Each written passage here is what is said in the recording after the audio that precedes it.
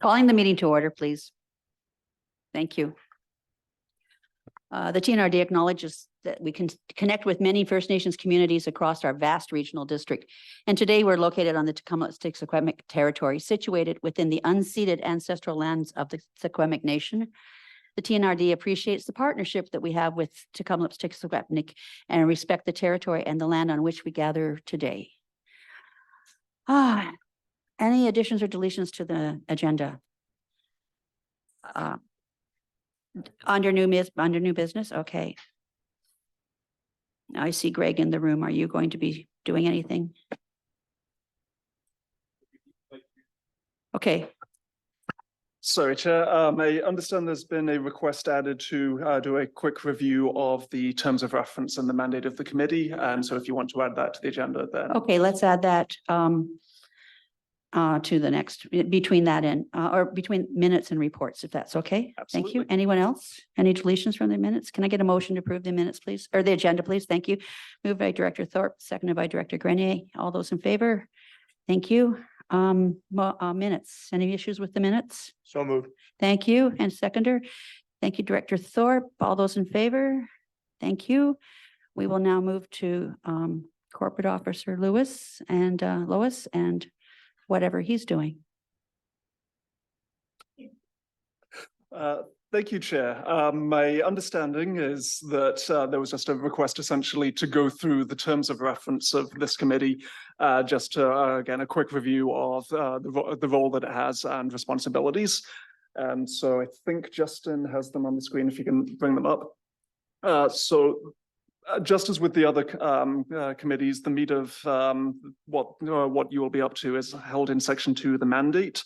And this contains the 10 essentially responsibilities of the committee, which are to review approved budgets, financial plans, and make recommendations to the board on business cases for proposed changes, to provide advice and recommendations to the board on the audit, planning, and procurement processes, including in-depth third-party audit and review of internal controls, to review the results of the external audit firm procurement process and to recommend and provide recommendations to the board on the selection of firms, to review and comment on the findings of the external audit and audit compliance, including the auditor's findings report and annual audited financial statements, to provide advice and or recommendations to the board regarding financial impacts to strategic priorities and initiatives, to provide advice and or recommendations to the board on financial policies, to provide advice and or recommendations to the board on asset management, on purchasing and procurement processes and policies, and advice and recommendations to the board to increase transparency and visibility of financial reporting and other financial or audit issues referred to the committee by the board. So all 10 of those, essentially, I think the important thing to note is that all 10 of those include provide advice and recommendation or review and recommendation. So this board doesn't actually make, this committee doesn't make final decisions. Everything that you do is to provide recommendations to the board where the ultimate decisions will be made. So you provide a very important role of review, information, advice, and scrutiny, but not actual final decision-making power. Okay, thank you. Any questions? No, thank you very much. Moving on, we are at reports, and I guess it's CFO Fox.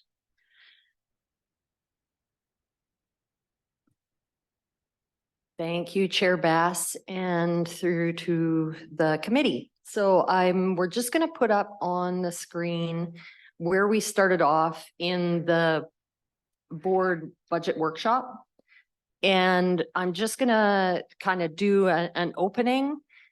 I'm going to really just turn it back to the committee to bring up any items within the budget that you had wanted further clarification. If there was anything that you thought would add value to bringing this next provisional budget to the entire board for approval in December.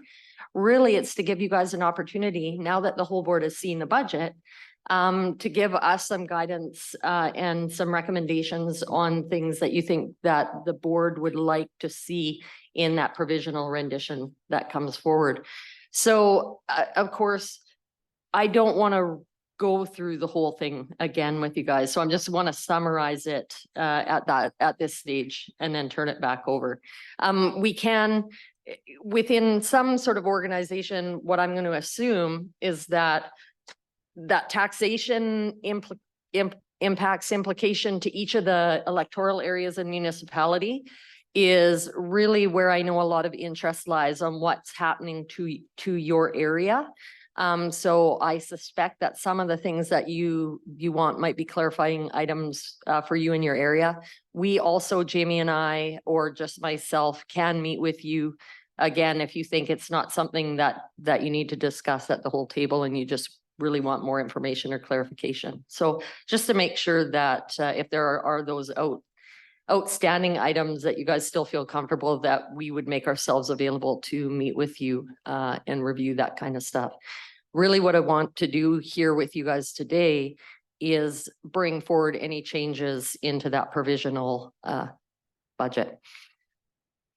What I had brought to you was a total anticipated taxation increase that was totaling about 7%, $1.7 million. And here it's just reflecting and showing this year over year by department. One thing I will point out is we don't spend much time talking about 25 to 28, the 5-year outlook. And what I found in past years is there wasn't really a lot of work done to smooth out the tax impact. So previous budgets would show all of a sudden a tax impact or an increase of 25% going into 2025. And I think that made it, the board accepted that, that wasn't reasonable and that you'd go back and change it. I just felt more comfortable kind of bringing a strategy forward where it would be something you could more stand behind. It does involve, of course, those surpluses coming out of 2025 and then us having to buffer some of the increase with reserve reductions or reserve increases in areas where it made sense. So, and of course, trying to keep within what I think is a more acceptable increase, anywhere in this day, having an year over year increase of about 4% is probably reasonable if you're running at status quo. So I'm trying to keep those year over year increases in that ballpark. It's pretty hard to do in the 2025 year, the year right after, because that's when I can't budget for the surpluses and it's really unpredictable. So when you have, $4 or $5 million worth of surplus drop off there, it makes it look like we need a lot more taxation.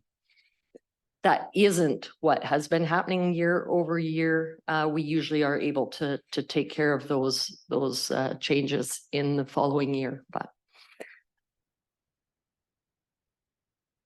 the expenditure increase is just a little bit different than the taxation increase. So just remember that we figure out what we need to operate, and then we decide how we're going to pay for it through fees, other revenue, grants, reserves, surplus. And then at the end, whatever's left over, we have to tax for. That's your taxation requisition increase. But when I say all the expenses added together will increase or decrease year over year, that it's just different. It's not directly related to the tax increase. It does impact it. So I wanted to give you guys an idea of what the true increase in expenses was. And what I did is I tried to back out from 2023, the capital. So it made it a little bit tricky because I have operating costs and capital layered on top of that in the 2023 year. And in 2024, I have an operating plan and a separate capital plan. So I wanted to make sure I was comparing apples to apples. So I've tried to back out those costs out of 2023. And that's how I came up with the 5.9% increase. A large portion of that is coming from the increase in the transfers to reserves that are required to support that 5-year capital plan. Of course, taking the capital out, a lot of it in solid waste was being funded directly from taxation. So we're trying to smooth that out. And after this year, you're going to start to see a lot better consistency in those numbers and less fluctuation. Okay.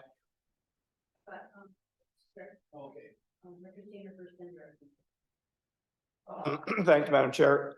Is there a way, Carla, that we can see, like when we start talking about, when you talk about where we're going to be using some of the reserve monies to offset, some of these accounts, is there a way that we can show, what basically we have in reserves, what those reserves are for, and then when we start dipping into those reserves to help balance everything out, where do we see that?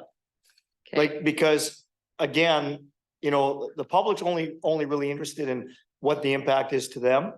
And when we start talking about reserves or rainy day accounts, or, we're putting money aside for capital projects or whatever, how do we see that correlation between the two? Because on one hand, we have operating expenses and we try to determine, whether they're increasing, which we all know they are, and at what rate.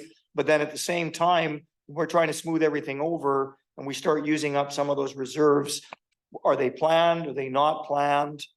Where do we get that correlation so that we can actually see and be able to make the determination on A, maybe we should have more money in that reserve, or B, maybe we shouldn't be drawing down that reserve as much as been requested, because maybe there's another reason we want to keep more money in that reserve. Does that make sense? CFO Fox. Yeah, thank you, Chair Bass, through to the directors. So in a municipality, I'm very used to going through all of those items and reviewing that with the council. The challenge here is, and I do, so number one, I do have the reserve schedule. It is a part of your budget package. It is within the capital plan. It falls in behind there, and it has a list of every reserve we have and the closing balance of each. What I haven't provided, and maybe what would be beneficial in that provisional, is if I provide the balance that shows you the in and out, and then the balance that happens. So I would have 2023 year-end balance, the money transferred in, money transferred out, and then the ending balance for 2024. And I do have that. I actually had to develop and create a funding spreadsheet model for every reserve so that we could properly fund the 5 and 10 year capital plan. It's quite an actual undertaking when you have that many funds and you're trying to draw out of your capital, or sorry, draw funds out of the reserve to fund those capital. It's a bit of an exercise. So it's quite a manual Excel document, but it's really handy for the decision making that we do. And I say that to give you guys confidence that we are actually following that. What we don't have is a policy that tells me what amount has to remain in the reserve. So we're doing that based on the knowledge of what we have. And I can say it's way better than what we were doing, because when you actually have a long-term plan that you have to fund, we have to make sure that money is being carried forward. What you wouldn't know, based on what Director Stamer is asking, is let's say the general operation reserve, if we're draining that to zero and you don't want that, we're not really talking about those things. So we have to make room for a conversation. I either show you the information and you raise the questions if you have concerns, or we have to have an exercise where we go through 100 reserve accounts and all the capital to have you understand. So let's say, for an example, you saw a solid waste reserve in alternative waste B, and you didn't want the reserve to go that low. So you said, put $100,000 back in there. It's not as simple as that. So as soon as I put $100,000 back in there, if we're not making a contribution, some of the capital that it was funding has to stop. So it's a bigger conversation. You have to have a conversation per service, per reserve, per project. I just haven't found a good way or time to bring that conversation to you guys. Sorry, it's really long, but I wanted to give you guys an understanding that it's there. We're doing the exercise and we're trying to manage based on our best knowledge what we need in there. It's a lot better than what it was, because now we have to fund and make sure there's money in the reserve, but we also have to make sure that you guys are committed to contributing reserves to each of the funds. And we're not doing that on a single basis. So 2 things to end.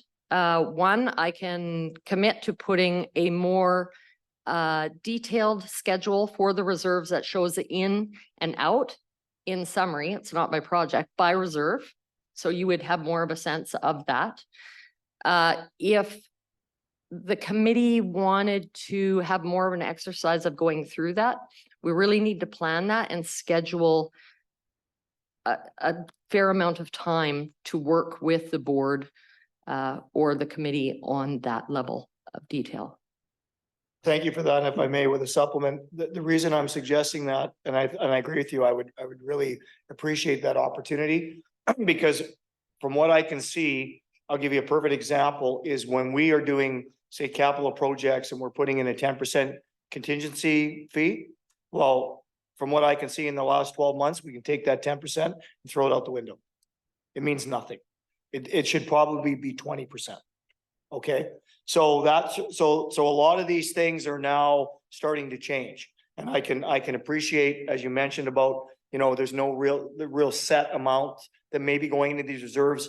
And again, when we look at big, large capital expenditures like the tower expansion, you see the up ramp in revenues, and then you see the drop because now we're actually starting to pay for it. And at the end of the day, it all comes out to where it's supposed to be. But if you're trying to follow a graph, it's not very easy to do that because you think, gee, I got all this money in the bank. Well, no, you don't, because it's already been spoken for, similar to a reserve, and maybe we're buying a new fire truck or whatever that is. But the formulas are changing. And so on 2 points, we want to make sure that we're trying to run our house as tightly as we can. But also at the second thing, we don't want a bunch of sticker shock. And that's where, you're showing us how we're trying to even these things out. I'm just wanting to make sure that we have enough capital in these areas so that, I would much rather have an additional 1% increase in taxation now than all of a sudden have a 4 or 5, 2 years down the road because there was some unforeseen costs, not from anything that you guys did, but just the reality of what's going on in the world. So I appreciate the opportunity to maybe try to delve in more into those reserve accounts and sort of get a better understanding. And then we can turn around and make it simpler for the board so that when we have these budget discussions and we're making these decisions as a board, we have better knowledge. CFO Fox. Thank you, Chair Bass. So 2 things I want to add and a question. One of the great things with having the regional district having committees, the utilities committee, I know, is going to be going through an exercise to provide some understanding of the infrastructure deficit, how to sustain operations and get into, what's needed in those reserve funds. So I think that's a really great exercise for a large component of this organization, one that's hard to sustain. So I think that exercise will be really helpful for the members of the board that sit in there to give that level of understanding, because you definitely jump into more detail there. We don't have a committee for every department. So unfortunately, you're not getting that same level of detail there. We'd like to run the same exercise that they'll bring to you across the organization. What I'm wondering, Director Stamer, is this something that you would like staff to do maybe over the next year, is really take the opportunity to bring that exercise to the board? Or is this something that you would like to see done before the board's the budget's adopted? Director Stamer. Thanks, Madam Chair. No, I think we're fine. I mean, I don't, you guys got enough to worry about. What I'd like to do is be able to be in a position, as you alluded to with the Utilities Commission, because our committee, because I mean, I think we were all still a little bit in shock when last year's or this year's bids came in and they were substantially higher than what we staff, the board, initiated or anticipated. And I think that gave us a little bit of a, notice of time, moment in time of where we're actually at. And I think, as you alluded to about what's coming down the pipe next month is really going to drive it home to all of us in what our responsibilities are going to be going forward to try to get an understanding of exactly, what the organization is doing, what the service levels are being provided, and if there needs to be any changes, what those effects may be. Because we may find that what we're doing right now is unsustainable, right? Just as a comment, I don't know, but I'm sure some of the directors would agree with me that you know, we're not on a very good trajectory path. I mean, we've done some really good planning in the past. We've got a pretty good, strong financial footing right now. But I think we really got to be careful for the next storm that's coming, because it seems like the last one really shook things up. And I appreciate, you know, the opportunity, like you said, maybe next year we can get, you know, a little bit more in detail, a little bit more understanding, and then we can try to boil it down and make it a little bit simpler, so that when we're presenting it to the board, unless they want to be sitting in on our committee level, to say, this is what we've done. We've made it very simple for you to understand as much as we can through across how many services? 25. 125. I appreciate that, but at the same time, I don't want to look at a bunch of spreadsheets. I just want to see what the bottom line is and be able to determine how we got to that in the first place. Okay, CFO Fox, then Director Laird.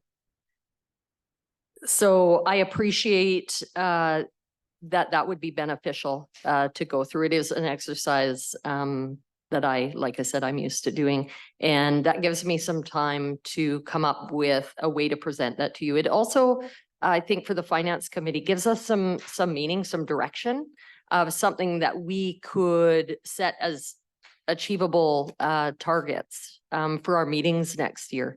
That would add value when we come to doing that provisional budget presentation. Again, we'll already have that groundwork kind of set there. So yeah, I appreciate that. And I think I can work with Scott and the team. The other piece that I wanted to say is that there was a number of large decisions made by a small group of people. We've changed that structure. So decisions are made very collaboratively with a senior team.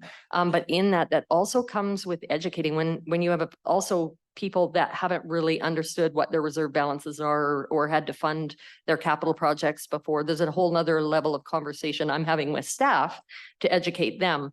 And I say that because we talk about contingency, and we've had just those conversations about making sure that we aren't coming in over budget.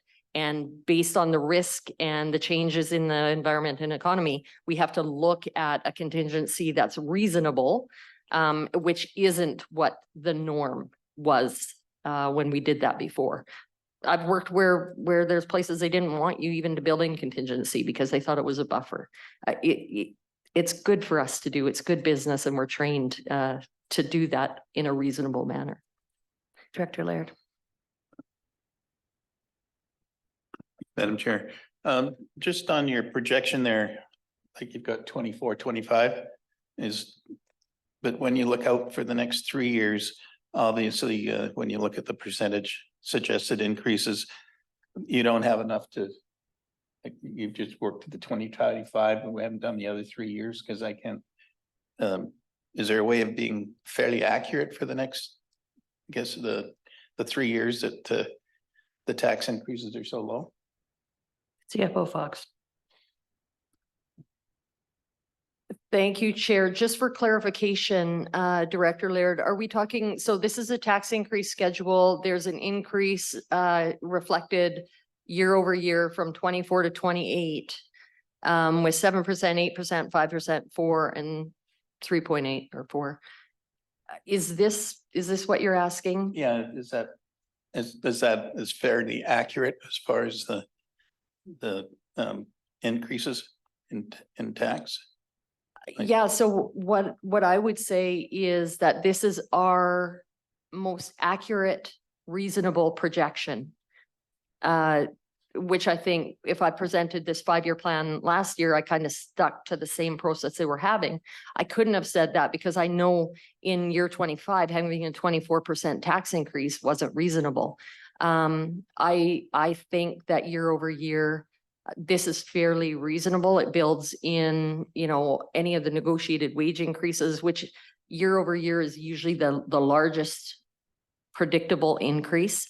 And then some inflationary factors on things that we know about. This does include an additional position in admin I placed in my department for asset management. As we've been discussing, and we're going to bring forward a strategy on asset management for you in the next year. So we have tried to build in things like that where we know we're going to be affected. The unpredictable factors or the crazy changing up and down of inflation is a bit hard to predict at this time. Okay. The other question is on the 125 different reserve bylaws. If we review those, is there a chance that some of them might drop off? Like they're not necessary anymore? So we can get that more manageable for, or is it, are they all, do you think they're all going to be staying 125? Through Chair Bass to the directors. So I was really, when I came in last year, having the limited knowledge, I really tried to achieve a target that I just couldn't achieve, which I really wanted to address the reserves and the reserve policy. What I found out is we don't need a reserve bylaw for every reserve, which is what they were creating. The province, if you create a bylaw, that means you're creating a statutory reserve, and we don't need a statutory reserve for every service. What I would like to do is have an overarching reserve bylaw. And then if we wanted individual policies on different services or different parameters or guidelines for each of the service, that would be nice. So I personally would like to see the unnecessary capital bylaws out there removed, have an overarching guiding bylaw that guides our principles around reserves. And then where there's things that are very specific, we could create policy for, so that the board was comfortable. Where I see that layering in is like asset management, and it tells you what your infrastructure deficit is, what your planned capital is, and what you need in a reserve, and then come up with, you know, a balance in reserve. So you talk about equipment or operational capital reserves for equipment. We want to balance no lower than 25% of our overall capital replacement costs, you know, and having those parameters very specific, but not so specific that we're trying to manage 100 bylaws. So the reason I asked that question is I know there was an operational reserve in our fire protection area. I think it was $2,000 was put aside last year. So that means you'd actually have to put the way we're structured now, you have to have a bylaw that you put that money in every year. You continue. Chair through to the director. So operational reserves haven't had bylaws here, only capital. From what I have seen, that reserve there does not have or require a bylaw at this point. The operational reserve is very specifically just trying to be built up so that when things happen and sometimes weird operational things happen where part of your service can no longer be funded, that we've got, let's say in 10 years, there's $20,000 there. That certainly would have helped in the case for area M and N. I wasn't worrying about the $2,000. I thought we had to create a bylaw to collect the operational. Right. So at this point, we aren't required to create a bylaw for that. Yeah. Thank you. Director Stamer. Yeah, thanks, Madam Chair. And then, yeah, again, Carla, again, I don't know where we could see that because we've got so much information on all the different services. But again, further to Director Laird's point is that if you look at a grand total and what the tax increases are going to be, and let's just use protective services, for example, where it'll be 2.5 in 2026 and then 0.2% in 2027. Did we draw down a bunch of reserves that were in that protective services to achieve that number? You know, like how do we make it easy for people to understand that when all of a sudden there's something that's projected in there, and let's just use for an example that there wasn't a reserve or there was a surplus similar to what Director Grenier brought forth that wasn't being used, and now that money is going to be used to draw that down. Let's just use that as an example. How do we make it so that on one hand we have a policy, it could be an umbrella type policy, but at the same time still have the flexibility at the committee level, at the board level, to be able to circumcise and say, no, we don't want to get rid of that surplus or whatever that is. we believe, even though staff in good intentions decided that that makes sense, we don't want that. How do we have those checks and balances in our system so that when you're trying to develop the budgets, and I know it's coming in from 1,050 ways, how all of a sudden, when we start talking about reserves, we can start looking at, okay, this is hands off. This is something that we should be utilizing. How do we have those conversations? Chair through to the board. So my frank, candid answer is we would need somebody, a resource specifically dedicated to developing the agendas and reports to work with the board to have those discussions. It's not like it can't happen. We need your time. So we would need, if I was guessing, 1 to 2 meetings a month for the entire year. One, I'd have to make sure you guys all understood, and some people care and they understand more about reserves and having those conversations. So it's a lot of informing of why we're making decisions, to have the conversation on each of the services. So it's time and resources. You know, if the board is willing or the finance committee is willing to meet more often and dedicate more time to those conversations, we can have lots of conversations. Thanks for that. That's not really what I meant. I mean, Okay. what I meant was, you know, you have an operating budget and you have flexibility in those budgets in your department heads to be able to move the chairs around. Okay, it's not the chair of the Titanic. We're moving chairs around. But if all of a sudden, you know, you start looking at maybe, again, we're using the reserves as an example, or again, transfer to surplus, right? If we're going to be trying to be forward thinking and we're going to try to be putting money aside for future capital projects or future expenditures, and that is going to be a transfer to surplus, similar to what we talked about in barrier, is that we're going to still be probably under budget in barrier this year, but we're going to be under surplus, right? Because we're actually going to be over what we were planning to actually spend in our operating side of things. So we're going to have less money to be able to put into surplus. That is going to affect our long-term 5-year plan, because now we're going to have less money in that surplus that we are going to be using, whether we take the money from the surplus and put it into the reserve or however we decide to do that. That's how I can tell right now that we're higher than where we should be. We're still going to have money on the side, but we're still not going to be where it's projected. So what I'm saying is that when we look at something like this, further to Director Laird's, and you're projecting that number is going to be down to, you know, 5%, 4%, 3%. And I know you put a lot of things in there. If we start using money in reserves, not just the surplus, then how do we make sure that we know that? How do we have that conversation so that we can determine this makes sense? And again, not to take away from what you guys are doing on your departmental budgets and everything else that's going on, because you're trying to work within your budget. But if there's other monies aside, how do we have those conversations? CFO Fox. Thank you, Chair.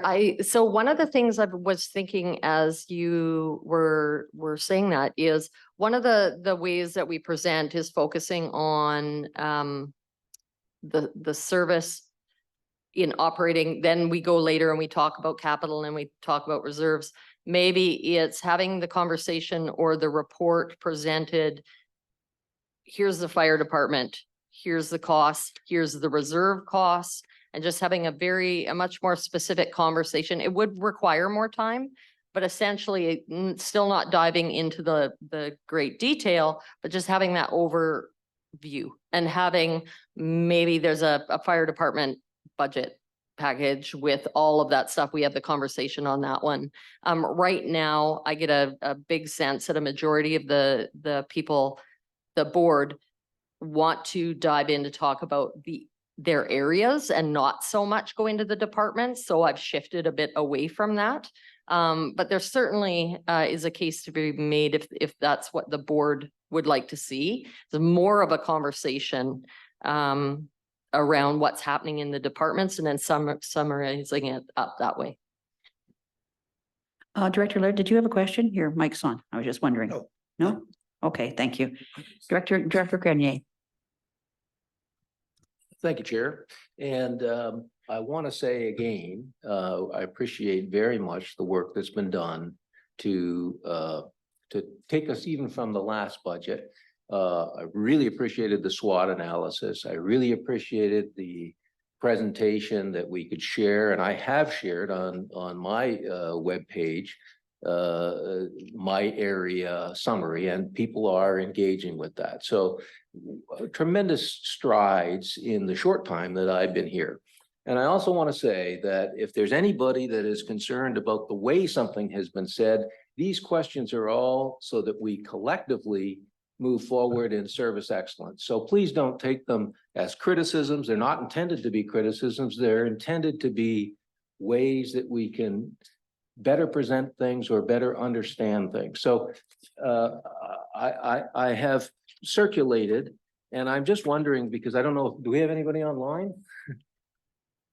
No, Pardon me?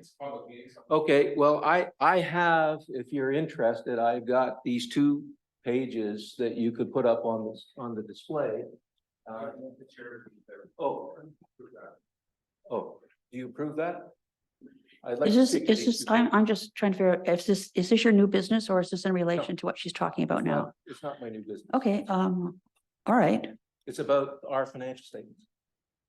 Okay, well, let's move on along and see what you're doing. Okay, thank you.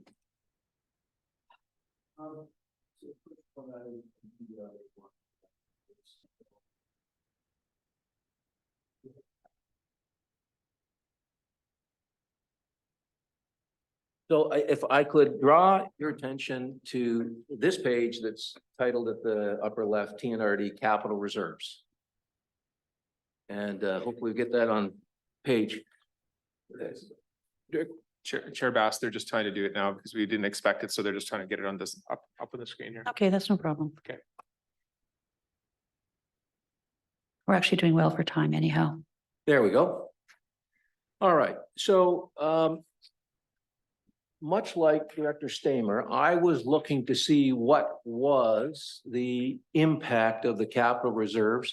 This information is all taken from our budget. I actually prepared this at the committee of the whole meeting, but I didn't think that it was the time to present it. I thought we would be better suited to do it today. So these are 2023 and 2024 reserves and the allocation of the reserves that our staff are recommending to us as directors. So if you look at the total of 2023, we had 42,965,000 of reserves. And at the end of 2024, we have 39,324 and change of reserves. So what we're spending, or what the staff are recommending to us in this budget, is that we would apply roughly $3.6 million of our capital reserves between last year and this year. So I'll just stop there and ask CFO Fox if she agrees with what I have said on a basic level. CFO Fox. Thank you, Chair Bass. So I haven't verified the numbers. I'm going to assume they're just copied out of the plan. So I would say if they're copied out of the plan, that I would agree. So they are literally derived from your page, the other page that you had prepared that had the 2 items, 2023 and 2024 underneath them. So the first part of this page says, or the first thing that I've just said is, we're going to spend $3.6 million of our reserves if we follow the recommendations of staff. The second part of this presentation that I want to draw to everybody's attention, including staff, when we look at capital and operating, you can see that there are substantive changes that are highlighted in yellow, where year over year, for instance, in the library, our current capital reserve in library is $635,000. And staff are proposing that the reserves increase to $3.6 million in this coming year in the capital reserve for library. and that the operating reserves have changed substantially. So the operating reserve of the library has gone from 3.3 million operating reserve to 1.3. Now, I asked previously if there was some distinction between capital and operating. I think that you had some questions last year from Director Laird that said, could you make some distinction between capital and operating? So I'm assuming that that's part of your responding to Director Laird's question. But is there anything in particular that is driving the switch from operating to capital reserves in these summary accounts? Like we've got 1, 2, 3, 4, 5, 6, 7 departments. And so we've got a pretty substantive change in both library and I suppose in solid waste and in utility.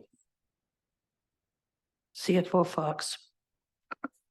Thank you, Chair Bass. So I'm going to point out that I'm going to work with this. If I were to bring you guys something new today and expect you to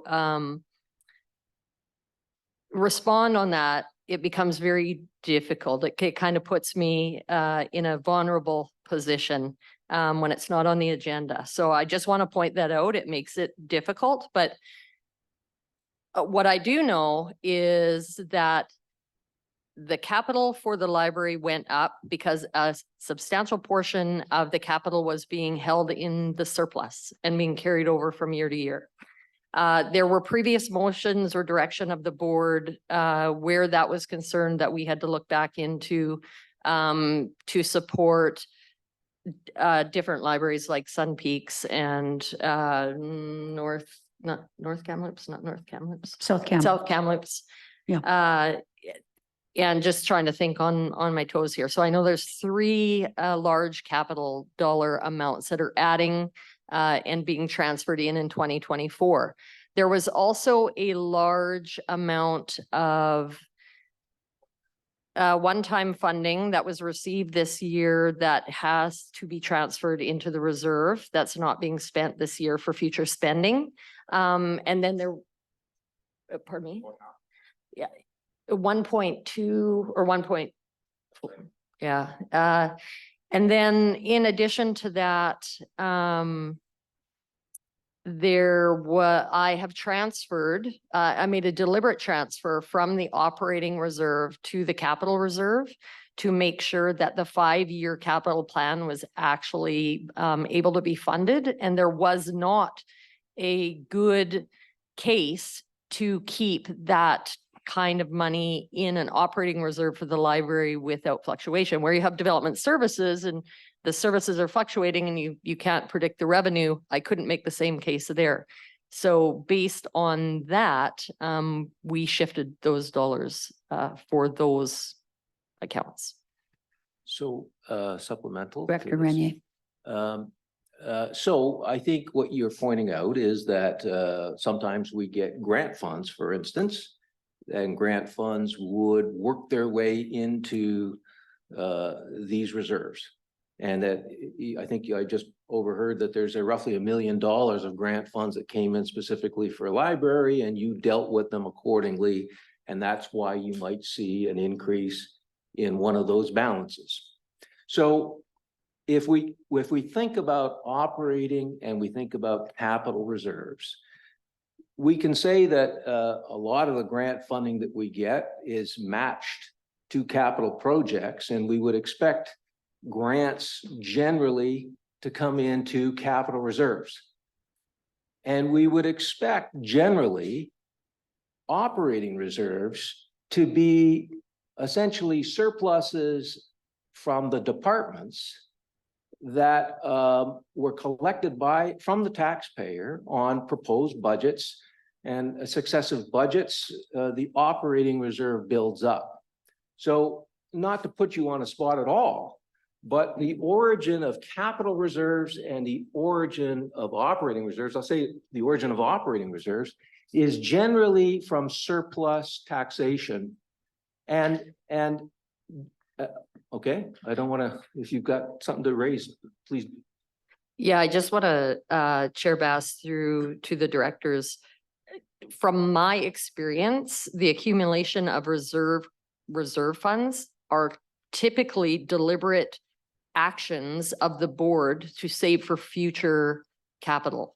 Or, operating, but a majority of the time it's capital.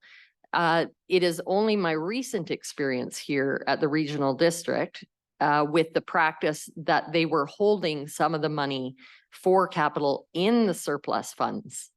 I wouldn't call that a regular practice. I would say that's just something that's happened, and we're actually trying to clean that up with what we're doing in 2023 and in 2024. We're trying to make sure that operating budgets are more in alignment, not creating the surplus. So we've done a huge number of reductions. And in areas where it was capital being held in the reserves, we're moving those funds to the reserve accounts, where that's just more of a regular practice, and perception is it's more accepted by the public to understand that money is in a reserve. So I just want to clarify that I wouldn't say reserves are typically being grown because of surplus. Thank you. Sure, supplementary. Thank you. So you have made allocations, and you are making further allocations based on board direction, based on the origin of grant funds, and based on the, I don't know if we call them surpluses or if we call them funds that were not used but were collected through taxation, are finding their way into eventually operating reserves. Eventually you make some determination, hey, I want to put these into operating reserves. And so my point is that if we are sitting here with operating reserves, whether it's 19 and we've now gone to 11, we are using those operating reserves. We certainly know we're going to be using them in utilities. We have used them. I think you have the biggest impact for utilities has been we are using the operating reserve because we just signed a new contract. So what I guess my point is that you in this proposed budget have used roughly $3.6 million to achieve the result that that you're proposing to the board to adopt for 2024. So I don't want to belabor the point, but what I'd like to do is to go to the next page and show you. CFO Fox. Just want to clarify for that, if you pop back just for a minute, Marnie. So the 3.6 that you're talking about being reduced in the reserves is not directly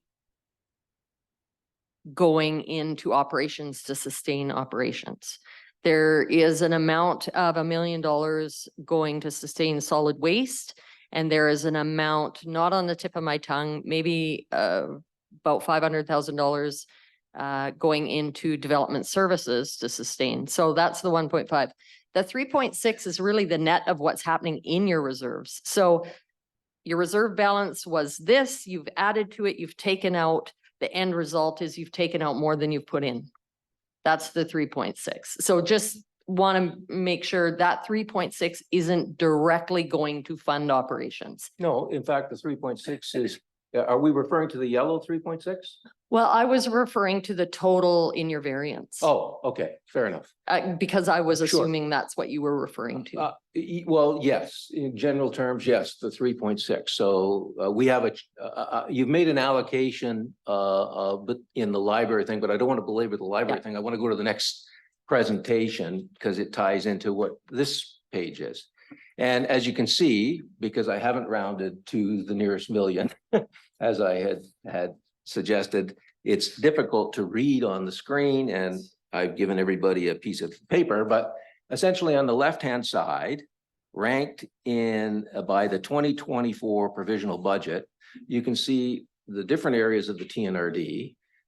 So the city of Kamloops pays 33% of the provisional budget, and I have color-coded the areas between municipalities and areas because there's different treatments to the surpluses. But generally, by and large, we're looking at 53% of our 2024 budget requisition is being paid by municipalities, and 47% of it is being paid by electoral areas. That would be the bottom right hand of the first section. So that's the first part. And you can see your numbers from 2023 to 2024. Then if we go to midway down the page, there's a gray standalone. At the bottom, you'll see it says 39,924. That is the 2024 capital account after you've applied the $3.6 million of surpluses. That's what we have left in capital reserves. And I've simply, this is a notional idea, is to take the same requisition percentages and apply them to the municipality. So for instance, based on the city of Kamloops being 33% of our provisional budget, and if there was 33% of our capital account after your allocation, there would be roughly a $13 million expectation or participation in the notional reserve by the city of Kamloops. This is notional, it's not specific. But what we then go into, your recommendation is the box in green, which is an increase from 2023 to 2024 of $1,681,000 in the actual tax requisition for TNRD for the departments. It's $1 million for across the board, $1.6 million. And that results generally in a 7.4% increase, which I think is what your previous slides had shown. What I have done on the right-hand side is say, all right, if we actually went to moderate our tax increase from the 7.4 that you're recommending and pick a number 2% requisition, what would be the amount of additional capital from our reserves, our $39 million, that we would need to apply to achieve in 2024 a 2% tax requisition? And if you using that column where the number 2% is at the top, those are the differences to achieve a 2% increase from 2023. And then the far right-hand side, $1.229 million, is how much we would need to draw from additional draw from the reserves to achieve a 2% increase in 2024 for our constituents and still leave us with $38 million in reserves. So I guess we've gone through the proposal. You have recommended to us that we use $3.6 million of our $42 million reserve. And I think in broad brushstrokes that if we used another $1.2 million of our capital reserves, probably coming out of what we call operating reserves, we could buy down the increase to 2% and be left with $38 million. Now, this is just math. I could increase the 2% to 4% and we would draw down less reserves or whatever. But the issue really is, do we have as a board or as a finance committee a target, quite apart from the recommendation that you've made of 7%, 7.4%? Is it useful to provide a target to staff and to the board and say, this is what it would cost if we wanted to achieve a 2% return? It says to me $1.2 million. I'm quite happy to spend the time to verify that this analysis is correct. But I would think that this is something of interest to the board and to our constituents. Director Stamer. Thanks, Madam Chair. Yeah, I don't really know that, this is really the time and place to be able to discuss this in detail, in as much as that I appreciate Director Grenier bringing additional information to us. Because there's a lot of other extenuating factors that we don't see on this spreadsheet. And the fact is, we haven't even had a chance to really thoroughly look at it. It's trying to look at it a very simplistic system. And again, I don't think it's fair to ask staff to reply on this when they've got information on this side and we're getting information on that side. I don't think it correlates as easily as we might hope that it would.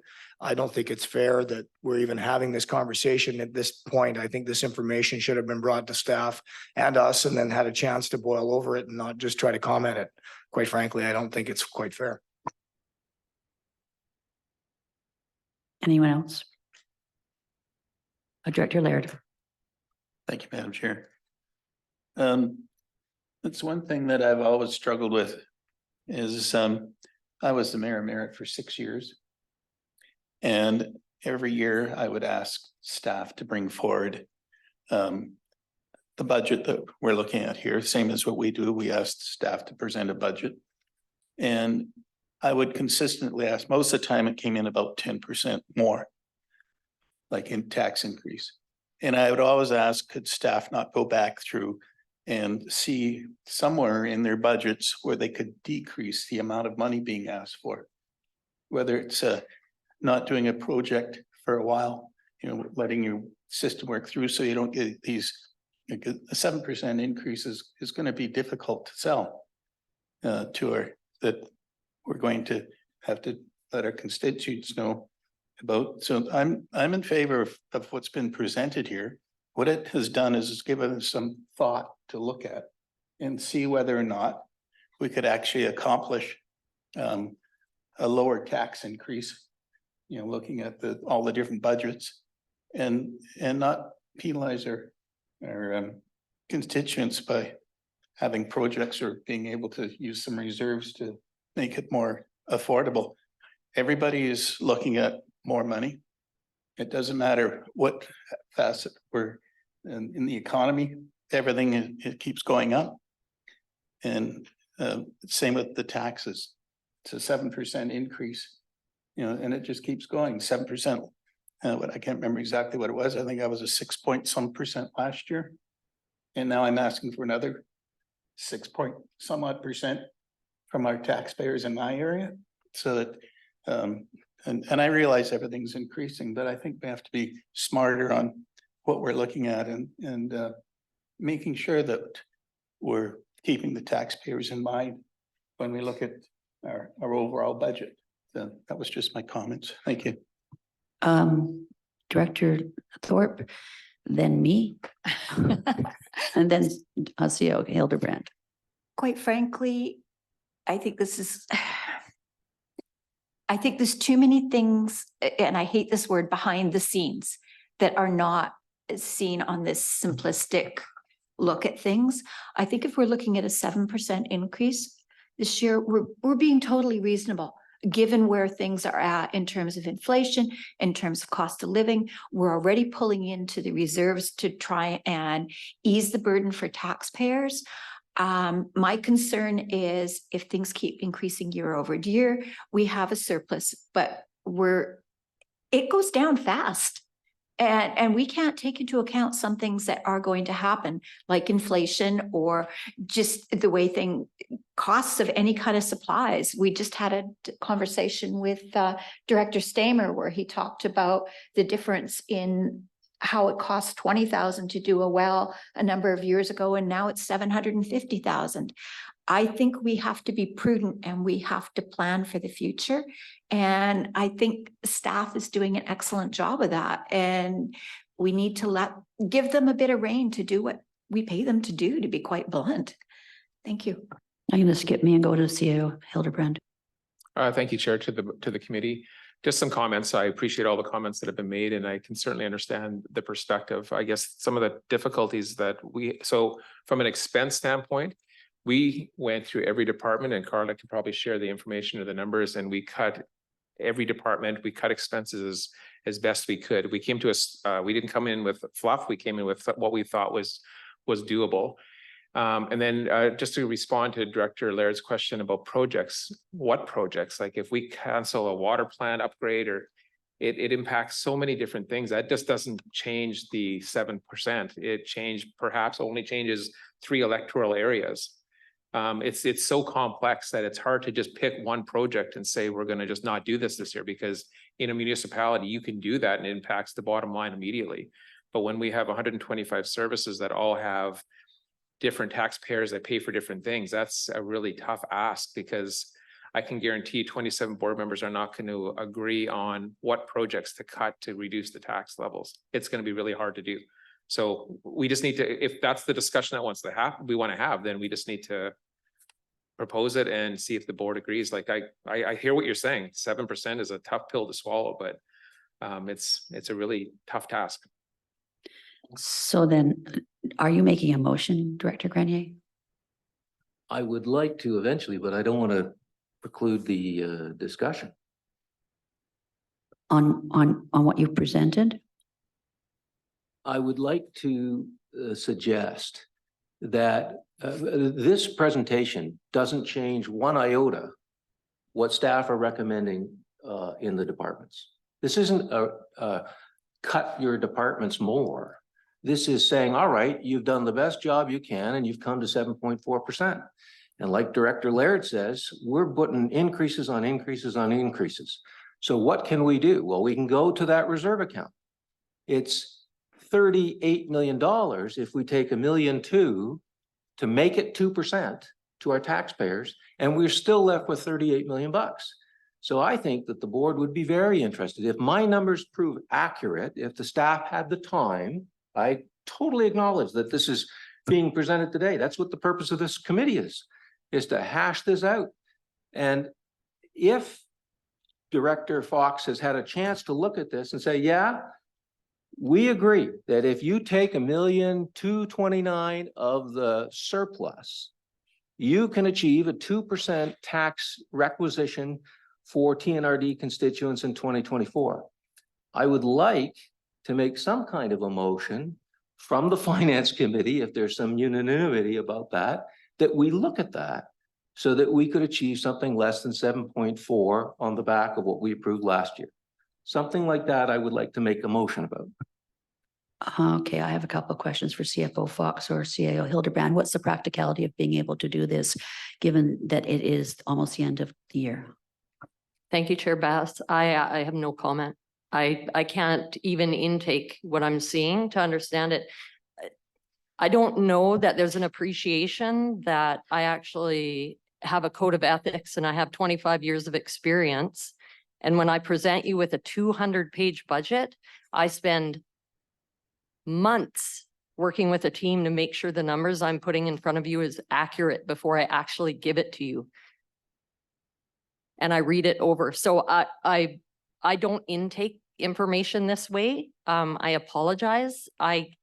There's not much more I can comment without being given time to understand what's in front of me. Go ahead, Jimmy. Just maybe a point of clarity on what I understand as being presented here by Director Grenier. The 39, I think, sorry to repeat what Director Grenier said, I think you said it was a $39 million reserve account. So just a point of clarity, there's not a $39 million reserve account. There are many reserve accounts in many different services that add up to that amount. So this isn't a single account that could be applied across all of the different tax base. Every single reserve is allocated to a different service. So for example, there are reserve funds dedicated to a single service that only pays into by one electoral area. So if I understand this correctly, what I am seeing is this concept of taking all the reserve funds, putting them into one pot and then redistributing that money to reduce taxation on all the electoral areas and municipalities. That cannot be done. We would need to look, and this is what we do in the budget process. We look at each individual service. So I'll use solid waste as an example.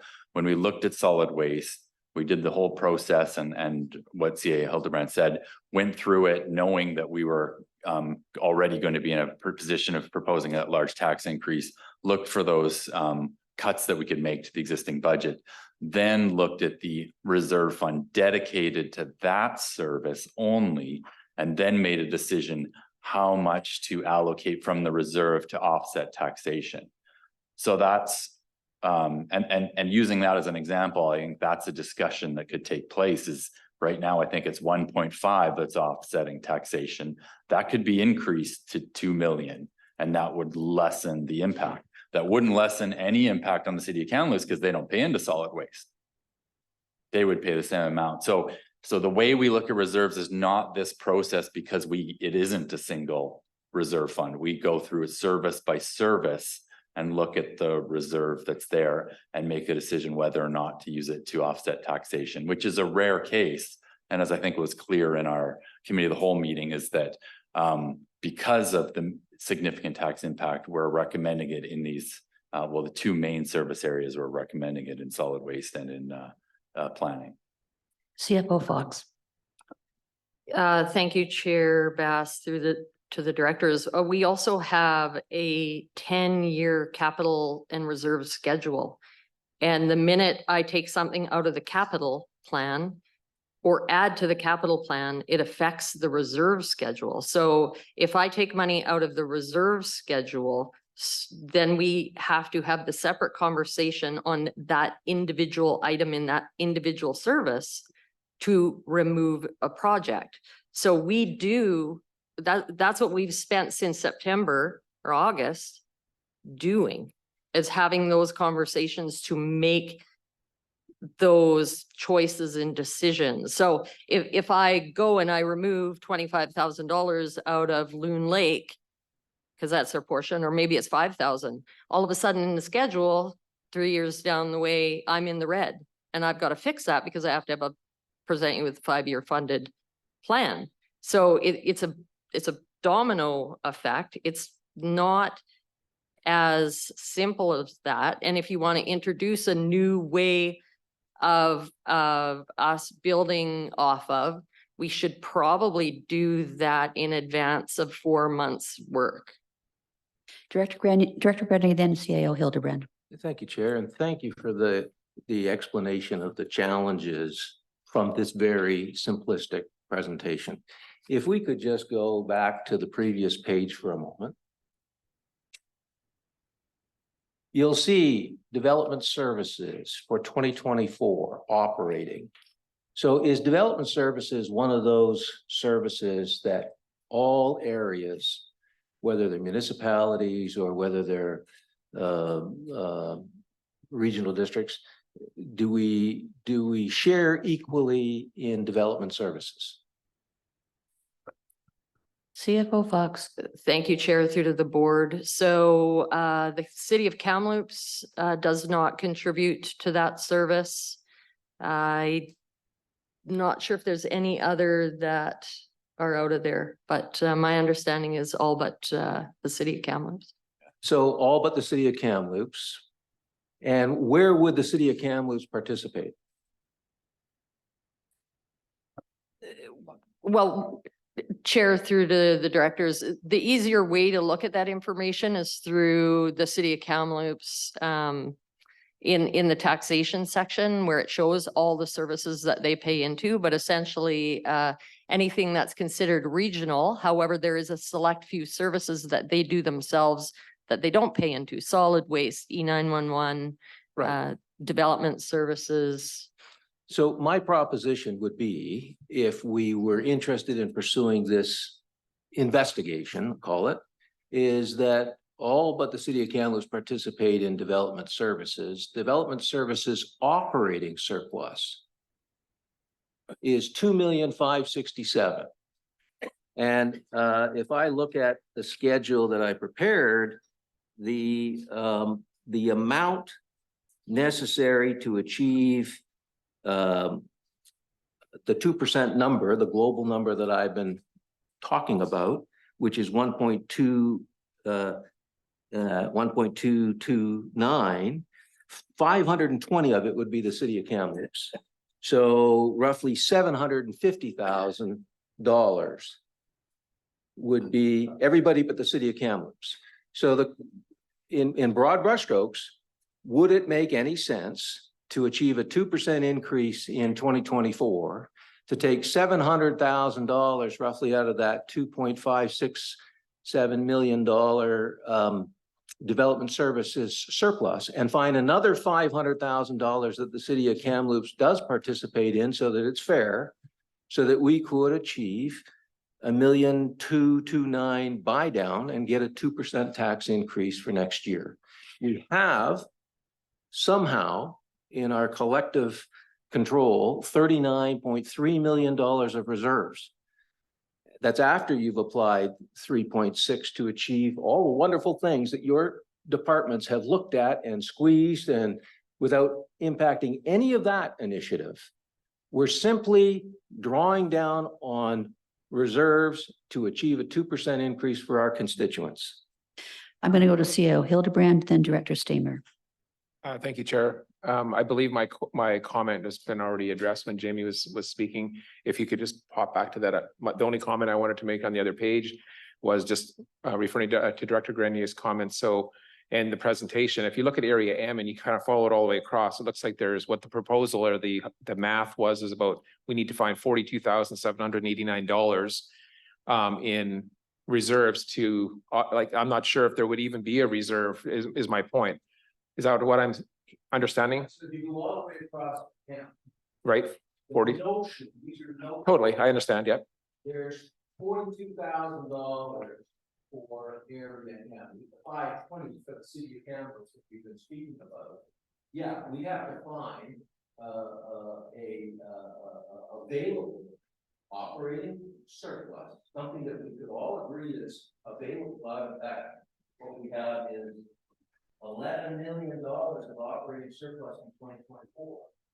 We have to be able to find $1,229,000 between the city of Kamloops participation ones and all the other communities.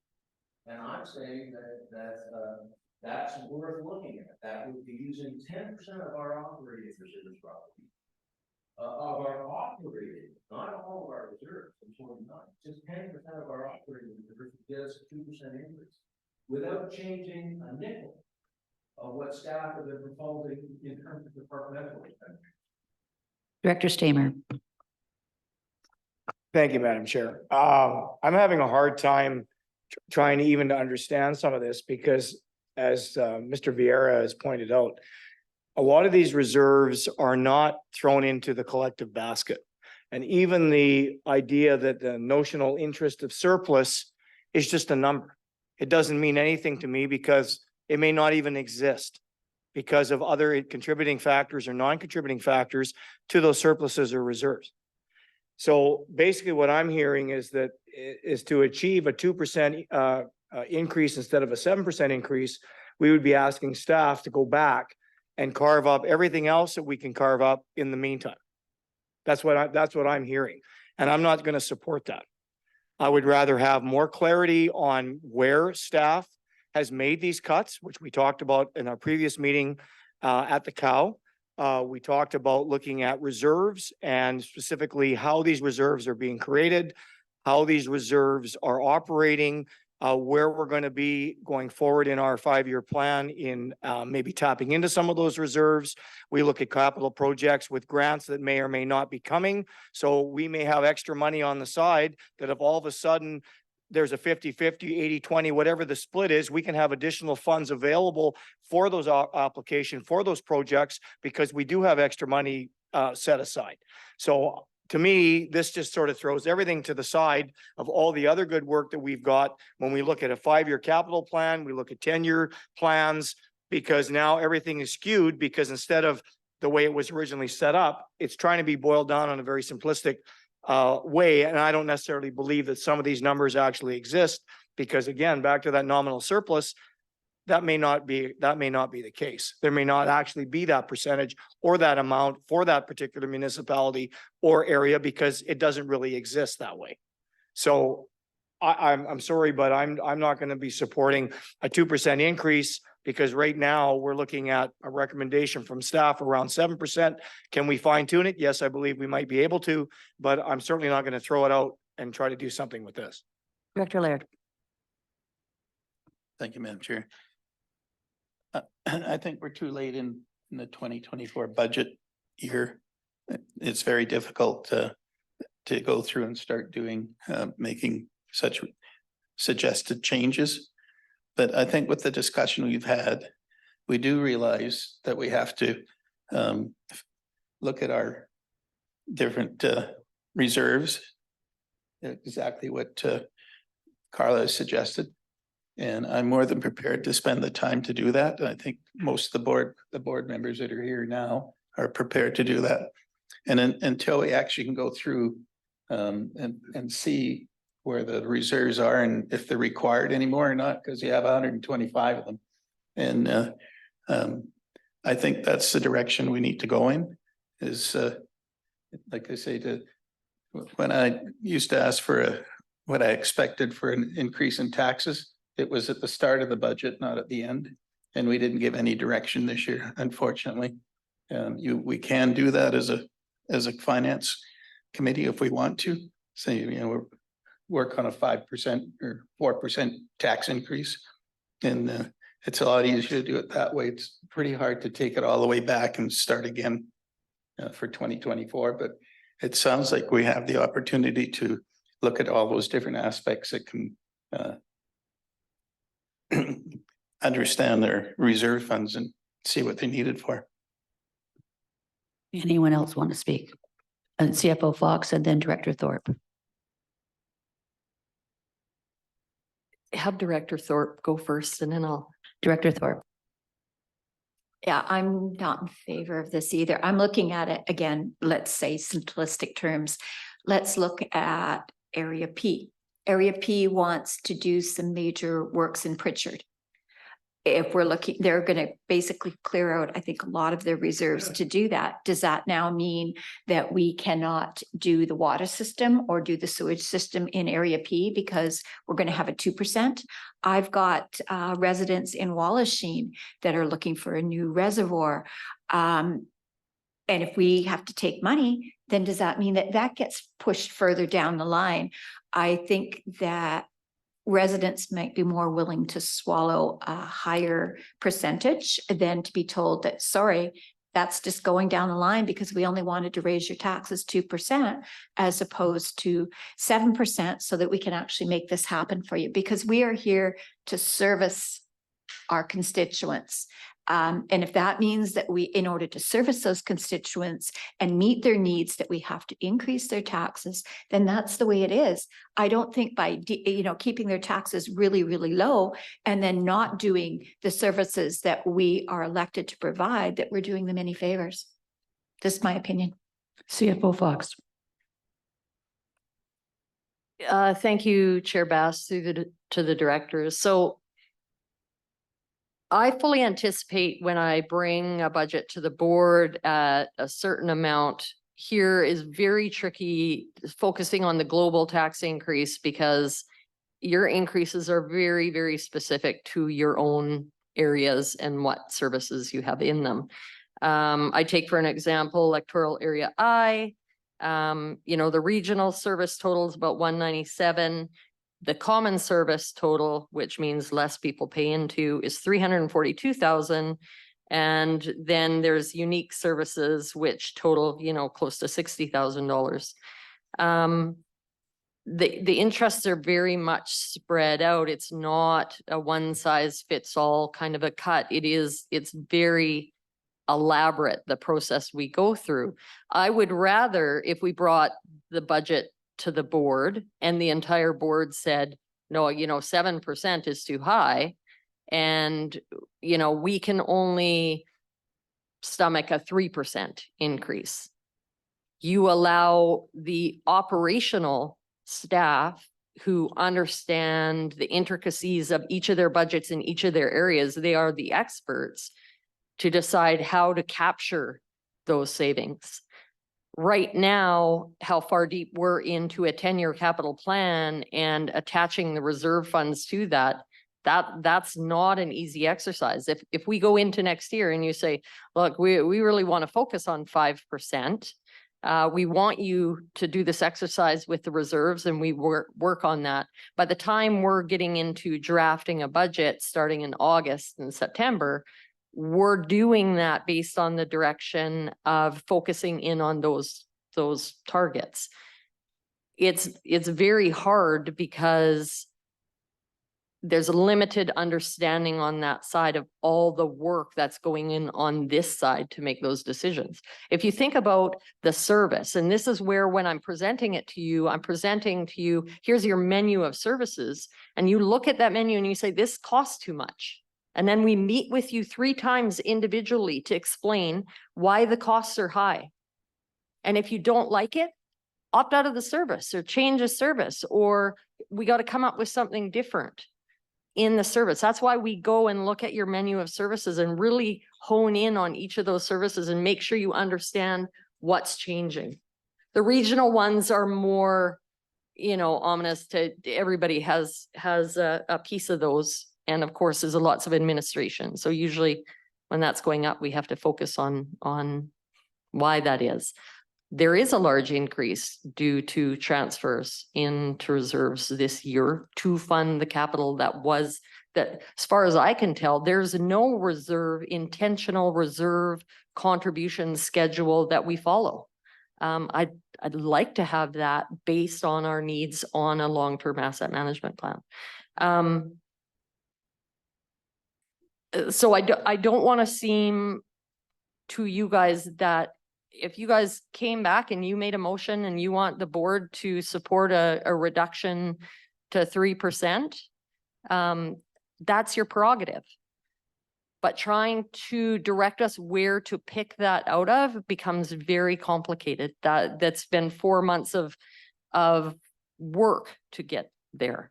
If you want us to focus on the reserves and you say we want the reduction to come out of reserves, you could make that motion. But then you need to let staff figure out exactly how that's going to work. If you guys see solid waste, development services, library services, and I picked those ones because they all have the higher balance of reserves. You got $10 million in solid waste. We talk about $30 million in a reserve plan. I know what our infrastructure deficit is in utility services. And I know in my training, we don't have enough money for our capital. So there's a lot of work we need to do. So taking money from reserves always scares me. And I can't spend enough time with you guys to bring you to the level of understanding that we have from this side. But we do our best to give you confidence that we know what we're doing. Sometimes I hope I'm giving you confidence that I know what I'm doing.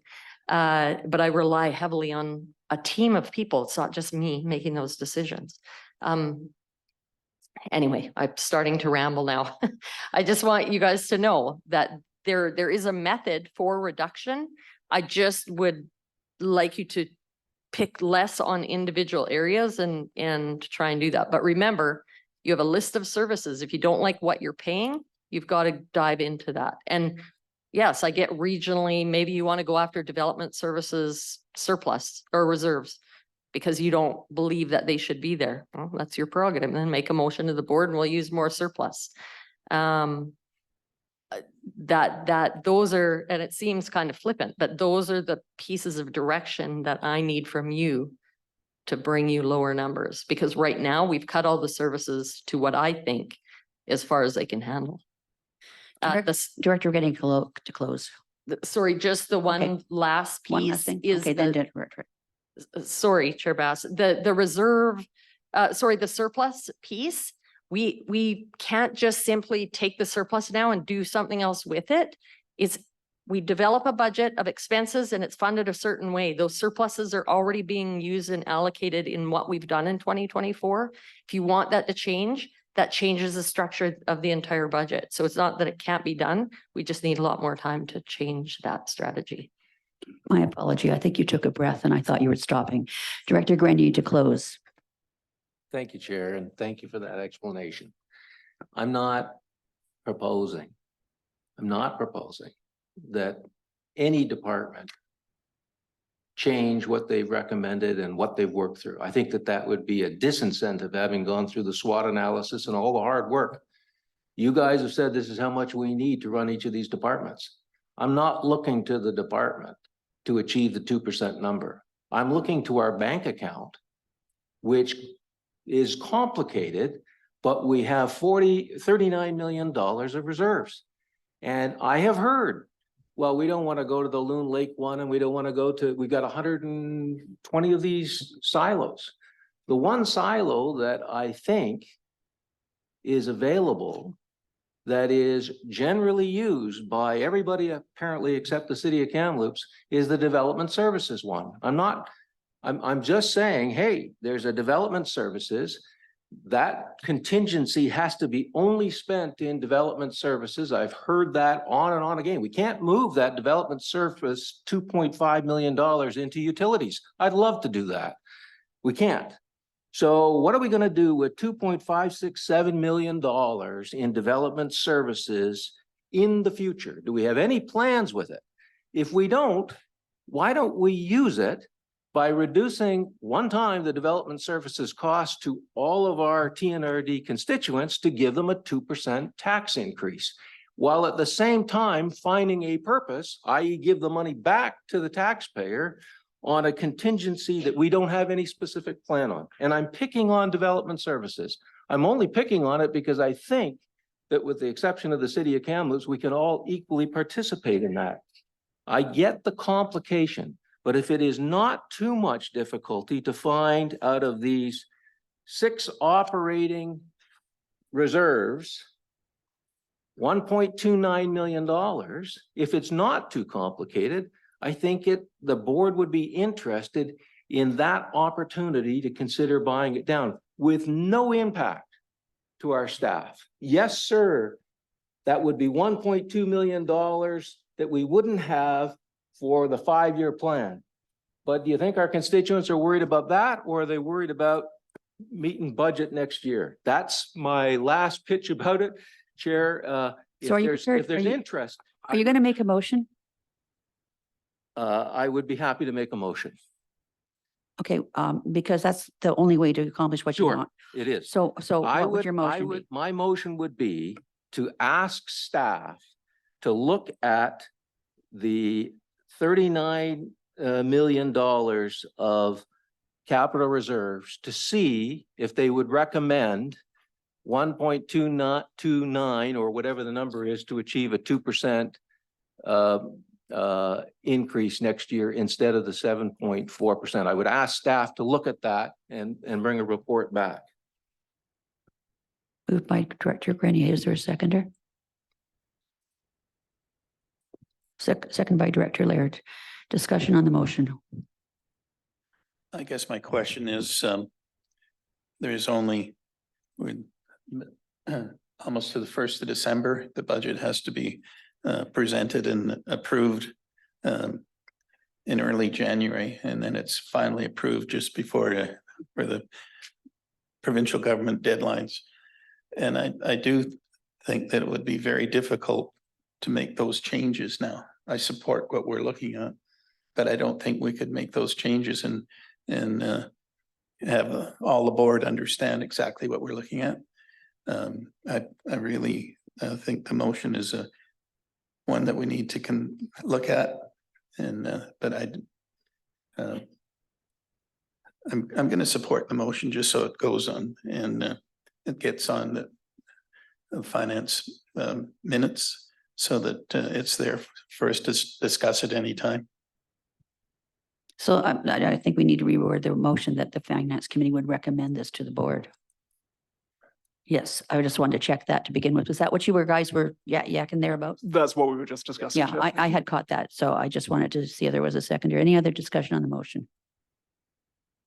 Call the question. All those in favor? All those opposed? Motion's defeated. Do we have any more discussion on the report? Do you look like you want to talk, CFO Fox? Thank you. So just a little bit overwhelmed in my brain trying to think of all the things, because I mean, my main intent here with you is to, are we able to put the presentation that I had back up? My intent here with you is to make sure that the information, the budget that was presented, you guys were good with the information presented from the departments. You were good with the costs that came forward in the services. Of course, any recommendations for some adjustments or changes that would be incorporated into the provisional budget that went to the board. There is still every opportunity at the board table for each of you to bring to the board what you would like them to see or acknowledge. You guys all have a voice and opportunity to do that there. My direction from the committee is to make sure, like with the reserve schedule, if I can make that information easier to understand, if I can maybe pull some summary information together by department so you can see the shift or change in reserves. I certainly will do my best in the short period of time I have to incorporate those changes, because the agenda that is required for that meeting has to be done in advance of that. So I have about a 2-week time frame here to rerun all the year-end numbers and make any tweaks or changes to what I bring in the provisional. So I want to give you the opportunity, if there's anything within the budget report that you saw, and I understand also from what we've done today and the feedback I've gotten, that working with the committee in the future to spend more time going through reserves, the reserve funds and the capital, and understanding that and making sure that there's more input from the board into those decisions. We can work that into our meetings with the finance committee next year. So that is a takeaway from that, but I'll pause there. Director Stamer. Yeah, thanks, Madam Chair. Thanks for that, Carla. So you don't see a significant problem with being able to do that in the next 2 weeks, being able to show that breakdown? And at the same time, can we go back a slide to the one where it shows the individual, I think it was in blue, it showed the yeah, that one. Can we have a bit of a discussion on that as well? Sure. Yes. Sorry. Chair Bass. Sorry, CFO Fox. So as far as trying to present in the report by department, a bit more of a compact summary, I will try and incorporate that into the presentation. I will put the more extensive reserve balance summary in there. Sorry to interrupt. Can you, because I don't remember, I missed part of the last meeting because I had to head back to Barrier for a culvert delivery, but was there an explanation in your report in showing on some of the cuts that you were able to achieve in the different departments? Was there a sheet, or was there a note of being able to present on some of the things that the departments were able to provide in, being able to reduce those costs, but trying to keep those service levels, where they are or where the expectation is? Was that in there? CFO Fox. Thank you, Chair Bass, through to Director Stamer. So there is a high level summary that was provided in the 2024 draft budget package, where I went through the expenditure by category, and I kind of high level summarized where they were shifting. And then what I also included was that detailed kind of explanation in there for the departments. Are you gonna be presenting a summary to us at the next time, or what is your plan when we get to the next meeting? So my plan overall for the next meeting was to highlight what you are accepting. And try and highlight what's changing from 23 to 24 in a very high level summary. If there was a desire to have more detail, I'd say I would appreciate that in questions in advance. It would be very hard. Or if you guys are accepting, we're going to accept this provisional, but before we adopt the final plan, we would like more detail on this area. What I'm suggesting, just from my own personal perspective, is that I would appreciate a summary. Basically, we can also do a summary and a discussion on what we talked about today. I mean, we obviously I don't think we all want a 7.5% increase. I mean, I think that's a fair assumption. But if we can have a summary where you can highlight some of the areas that you are able to, and the director and the organizations within the TNRD were able to achieve to even get us down to that 7.5. Just so that if there's questions arise in any, significant changes in your summary, that we've got an extra hit over here, we had to cut over there. And if the question on reserves and things comes up, say, yes, next year, we're going to try to delve into it a little bit more. So we have a little bit more opportunity to bring the board up to speed on exactly how, this all works. But then that way, in people's minds, the board's minds, they'll appreciate the amount of work that went into your budget. I'm saying your budget, but it's all our budget. And being able to identify some of the issues that you were able to identify back in August or even earlier. And this is what we've done to try to limit that. CFO Fox. Thank you, Chair Bass. So one of the things I think I could do, because when I bring the report, of course, I don't want to give you another 20-page report. So one of the things that I could do that I did previously last year is by department, I summarized the changes right in the report. And I think if I focus more on that than regurgitating a lot of the information I gave you, it would give you that quick turn page to the report to see by section.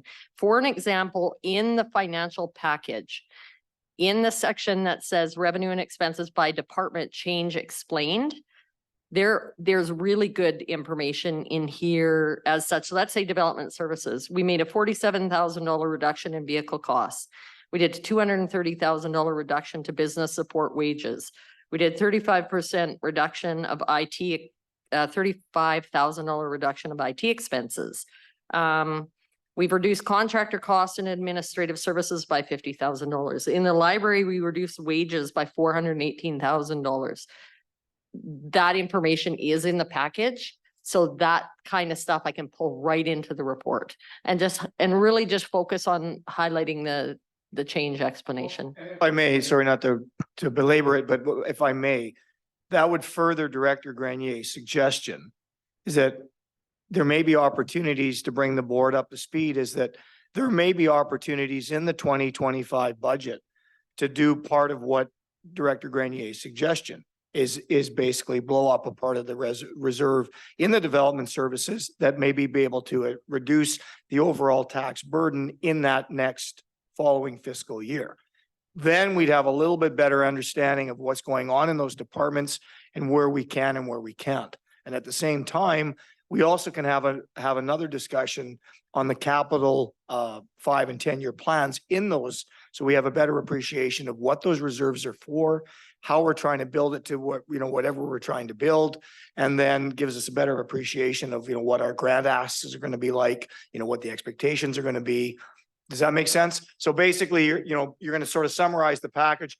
Directors can still pick and choose, but then they'll get a really good appreciation of what staff has actually done to even bring it down to 7.5. Not saying that going forward, there may be other opportunities in the future. CFO Fox. Thank you, Chair Bass, through to the directors. So I think actually I can pull something together that that will achieve that. Hopefully, I've picked up most of what you've suggested there.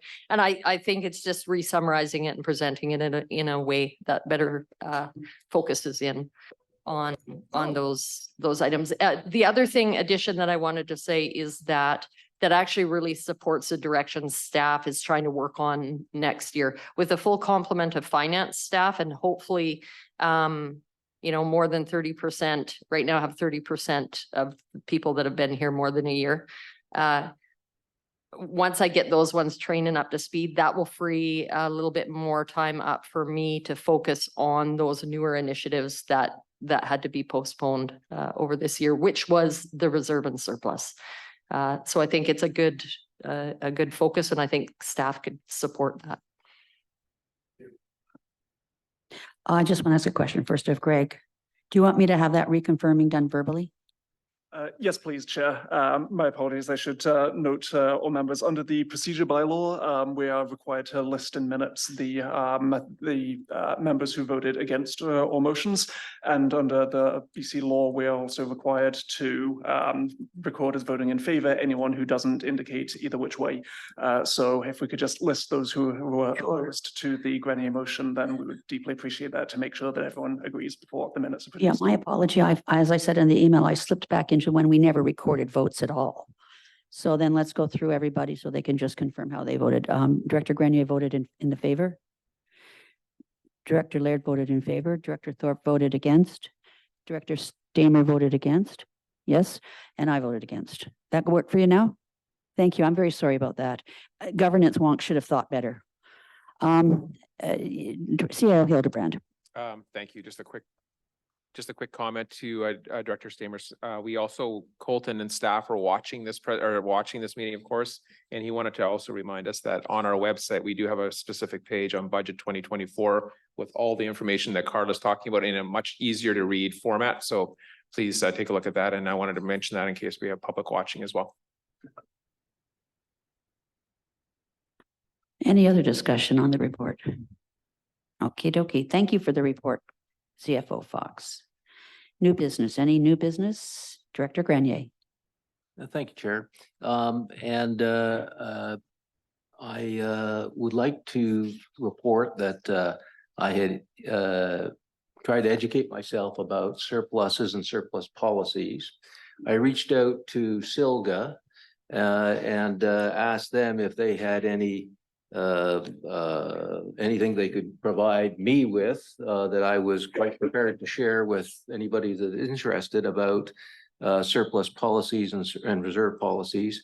The response back from Southern Interior local government, who operated, by the way, on Friday, Budget 101 that was attended by 4 of our directors, says, "Hi, Mike, sorry, Silga doesn't have anything like this. I would reach out to UBCM. They may be able to help you." I also reached out to the Fraser Institute in Vancouver, spoke to the Executive Vice President, Jason Clement.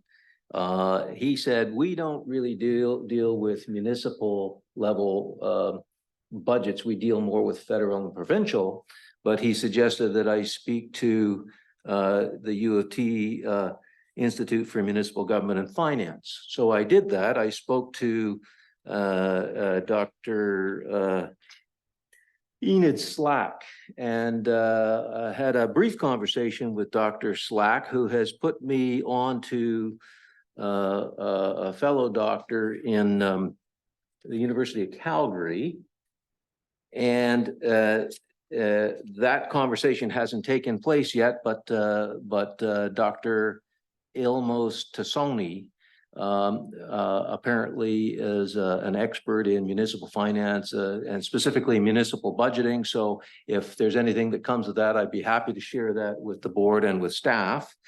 And with that, I would also like to propose a motion so that we have it on our committee paper that recommends that the board develop a surplus and reserve policy. I'd like to get that on the paper that this committee is wanting to develop a TNRD surplus and reserve policy. So do I put a motion forward for that? A Yeah, simple- you want to make a motion, just move the motion. I move the motion. Is there a seconder? I'll second. Thank you, Director Stamer. Discussion on the motion, Director Stamer. Thanks, thanks, Mayor. I'm all screwed. You've been there, okay. Thanks, Madam Chair. Yeah, no, I think that's a really good idea, Director Grenier, in as much as we've been talking about reserves and budgets.